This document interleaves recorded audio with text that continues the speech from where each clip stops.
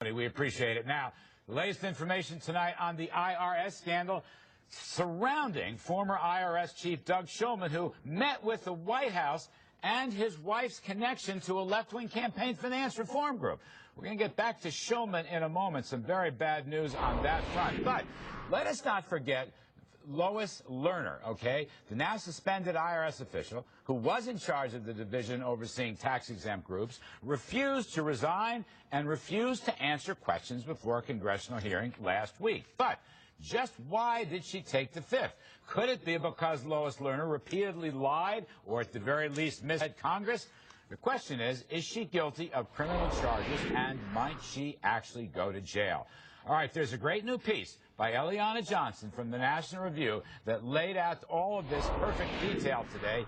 And joining us now to explain it is Eliana's editor, ace reporter, CNBC contributor Robert Costa of the National Review.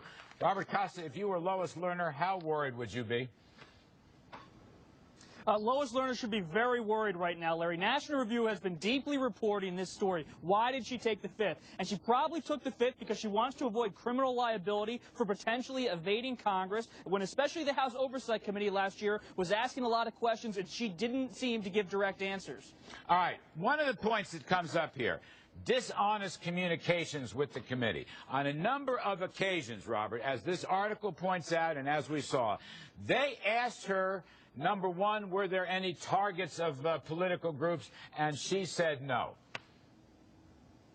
That's exactly right. And here's the big question for Lois Lerner. She said before Congress, before House Oversight, that she was not involved with targeting Tea Party groups. But Jay Sekulow, who was just on the Kudlow report the other day, now has documentation that Lois Lerner signed off on some of these searches of Tea Party and conservative groups. So with these new documents coming to light, Lois Lerner has a lot of questions to answer. That's why she took the fifth. That's why Congress is going to still push her to answer these questions. And she denied that anybody in her shop asked the question, tell me your donor. In other words, the Tea Party group. She denied that, but we found out subsequently that that wasn't true either.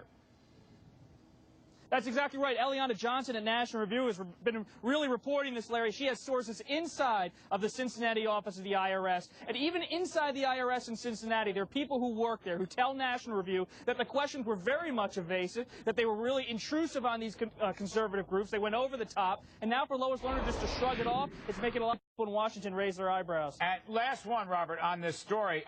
She was also asked if the criteria for these tax-exempt groups was ever changed. And we found out subsequently that it was changed. But Ms. Lerner said it was never changed.